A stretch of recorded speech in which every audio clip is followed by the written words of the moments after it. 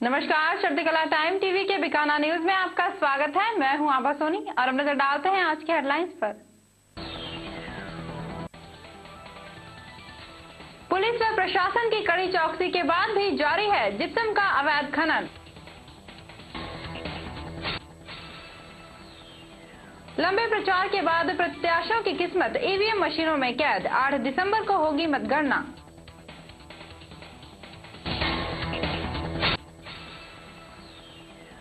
और सोमवती अमावस्या पर श्रद्धालुओं की मंदिर व गुरुद्वारों में उमड़ी भारी भीड़।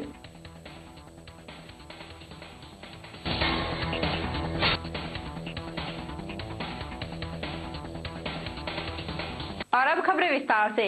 कस्बे में जिप्सम का अवैध व्यापार रुकने का नाम नहीं ले रहा है। पुलिस और प्रशासन की कड़ी चौकसी के बाद भी जिप्सम माफिया तरह तरह के हथकंडे अपनाकर क्षेत्र में जिप्सम का अवैध खनन करते हुए दिखाई दे रहे हैं। क्षेत्र में गांव धांधु व फूलेवाला में जिप्सम का अवैध खनन कर रहे हैं। इसकी सूचना मिलने पर तहसीलदार वेद प्रकाश ने रात को दल के साथ कार्यवाही करते हुए अवैध जिप्सम से भरी एक ट्रैक्टर ट्रॉली को पकड़कर पुलिस के सुपुर्द कर दिया, जबकि ट्रैक्टर चालक मौके से फरार होने में सफल हो गया। अचानक हुई इस कार्यवाही से जिप्सम माफियाओं में हड़कंप मच गया। प्रशासन के बढ़ते दबाव के चलते पुलिस भी जिप्सम माफियाओं को तलाश करने के लिए जगह जगह कार्यवाही कर रही है।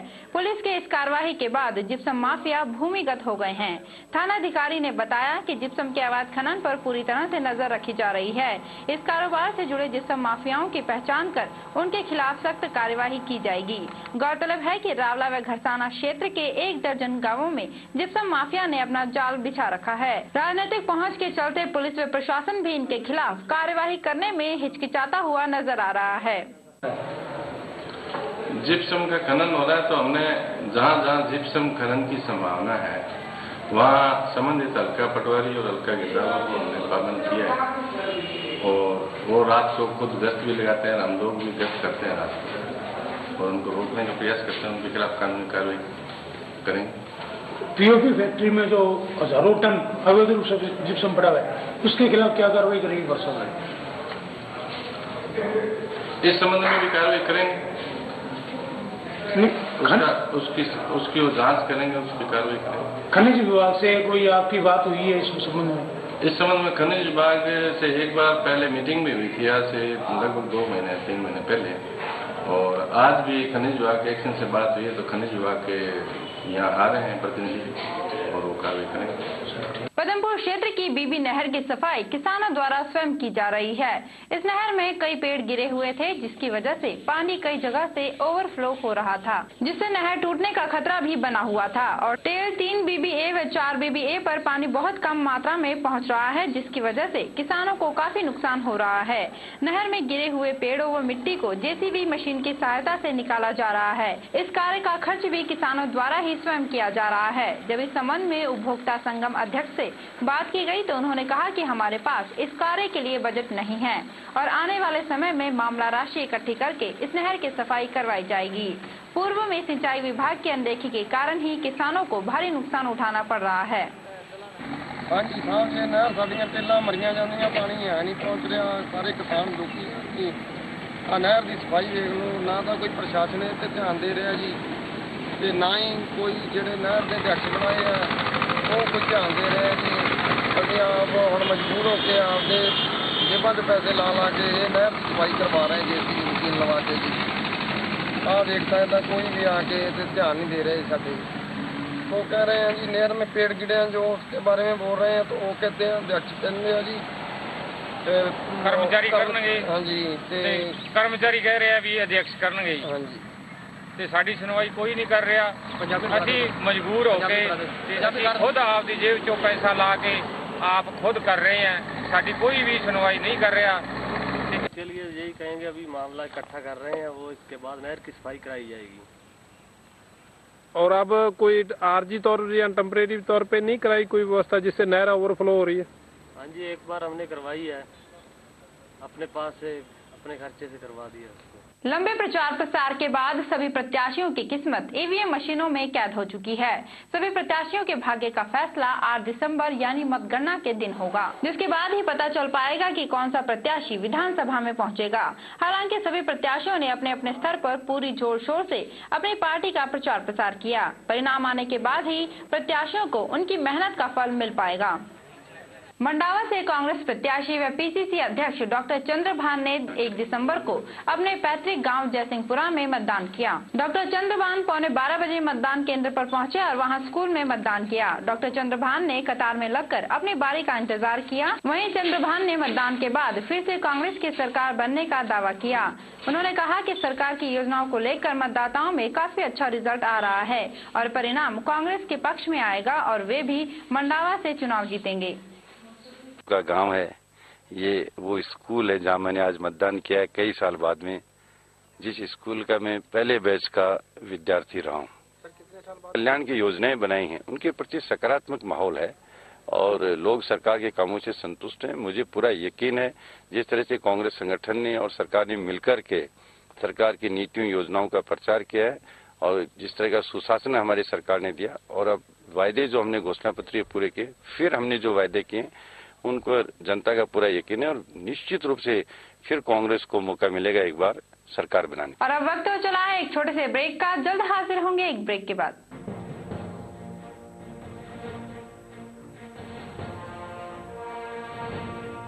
राजनीतिक हलचल, जुर्म की दुनिया का सर, फैशन की चकाचौंध, परमात्मा का ध्यान, चिकित्सा जगत की हर खबर। अमरिंदर सिंह शिल्पी, मुखपाल सिंह गादा, कुलदीप सिंह, परशम सिंह, डॉक्टर जगदीश वर्मा। हम पहुंचाएंगे आप तक, हम हैं ठिकाना न्यूज।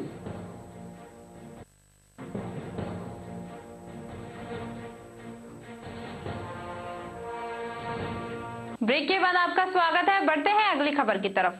रायसी नगर क्षेत्र के गांव डाबला में स्थित गुरुद्वारा बुड्ढा जोहर साहिब में माघ के महीने में सोमवती अमावस्या बड़ी धूमधाम से मनाई गई। इस मौके पर दूर दूर से पहुंचे रागी जत्थों व कथावाचकों ने संगत को गुरु के वचनों से निहाल किया और सिख इतिहास के बारे में बताकर गुरु के मार्ग पर चलने का आह्वान किया। गुरुद्वारा पहुंची संगतों ने गुरु घर के सरोवर में स्नान कर खुशियां प्राप्त की। सेवादारों ने संगतों को अजायब घर के दर्शन करवाए और सिख इतिहास की जानकारी दी। आसपास के गांव से भारी संख्या में संगतें यहां पहुंची। वहीं बुड्ढा जोहर डाबला में बिश्नोई मंदिर में सोमवती अमावस्या को श्रद्धालुओं की भारी भीड़ उमड़ी। इस दौरान श्रद्धालुओं ने भगवान श्री जम्भेश्वर जी के दर्शन किए। यह मंदिर कुटिया के नाम से विख्यात है। इस दिन यहां आसपास के गांव के श्रद्धालु भी भारी संख्या में भगवान के दर्शन करने पहुंचते हैं और श्रद्धालुओं ने यज्ञ में आहुति देकर पूजा संपन्न की।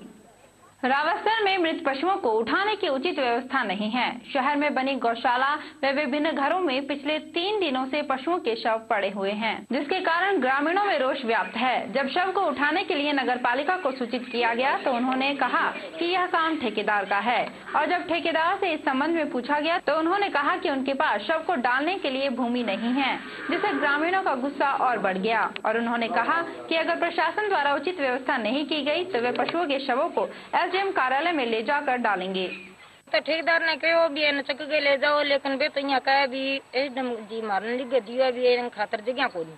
अब मरिया खरा पशुआ ने कट्टे गए जगह को नहीं कर। कितने दिनों से यहीं पे ये? 3-4 दिन हो गया। अच्छा, तो बदबू आ रही है यहाँ पे? और ठीक घनी आने लग रही है। कन्ने रोटी पानी बनाया लंगता टपता रहा भगन लग रही है। सर का आगे बाबा वो मंदिर है। हाँ भाई वो पार्टी क्यों हमारा 2-3 दिनों को मरियो पड़ियो है। मैं बहुत परेशान आ। रोटी धोन कौन लग रही है, इन कोई चकने की वास्ता करो। ठेकेदार साहब के भी एसडीएम साहब जगह कौन दे बांस आवे रेड़ा कटे सगत तहसीलदार जी आ बात के कुछ जगह को नहीं। जब गलियां मासल ला रहा डांगर तो कोई सुविधा न होना चाहिए। 1 दिसंबर को मतदान बीकानेर संभाग के सभी जिलों में शांतिपूर्ण तरीके से संपन्न हुआ। मतदान केंद्रों पर मतदाताओं ने बड़े उत्साह से मतदान किया। इस बार कई मतदाताओं ने पहली बार अपने मत का प्रयोग किया। मतदान के लिए सभी क्षेत्रों में पुख्ता बंदोबस्त किए गए थे। सभी मतदान केंद्रों की वीडियोग्राफी भी करवाई गई। वहीं श्री गंगानगर में मतदान के लिए आए लोगों में कई बुजुर्ग भी शामिल थे जो चलने में असमर्थ थे, लेकिन वे भी भारी उत्साह से वोट डालने मतदान केंद्रों पर पहुँच गए। शहर में मतदान के कारण जगह जगह भारी पुलिस बल तैनात रहे। वे पुलिस प्रशासन के आला अधिकारियों ने जवानों की अलग अलग टोलियां बनाकर शहर के कोने कोने में भेजी। पुलिस प्रशासन का मतदान को देखते हुए सभी लोगों पर पैनी नजर बनी हुई थी। शहर में मतदान को देखते हुए BR अम्बेडकर कॉलेज के खेल मैदान में वाहनों की पार्किंग की व्यवस्था की गई। मतदान संपन्न होने के बाद अलग अलग क्षेत्रों से आए मतदाता कर्मियों को यहां से बसों में रवाना किया गया। वाहनों के खराब होने की स्थिति या किसी अन्य स्थिति के लिए कुछ वाहनों को यहां रिजर्व में भी रखा गया। श्रीगंगानगर में कड़ी सुरक्षा के बीच इलेक्ट्रॉनिक वोटिंग मशीनों को खालसा स्कूल कॉलेज परिसर में जमा करवाया गया और कई अन्य सामग्री जमा करवाने के लिए अलग अलग काउंटरों की व्यवस्था की गई। EVM जमा करवाने का सिलसिला मतदान के तुरंत बाद शुरू हो गया, जो देर रात तक चला। इसके लिए खालसा स्कूल, खालसा कॉलेज, खालसा तकनीकी शिक्षा महाविद्यालय में स्ट्रांग रूम बनाए गए और बैरिकेडिंग के बाद पूरे परिसर को सील कर दिया गया। यहाँ रायसी नगर, करणपुर, सूरतगढ़, साधु शहर, अनूपगढ़ व श्रीगंगानगर विधानसभा क्षेत्रों के EVM मशीन रखे गए। यहाँ पर ADM वासुदेव मालावत ने सभी मतदान कर्मियों को एक बैठक लेकर EVM मशीनों व मतगणना पेटियों को मतगणना शुरू होने तक निगरानी में रखने के कड़े निर्देश दिए, जिनकी मतगणना 8 दिसंबर को की जाएगी। अभी तक के लिए बस इतना ही और ताजा खबरों के लिए बने रहिए हमारे साथ, देखते रहिए बीकाना न्यूज।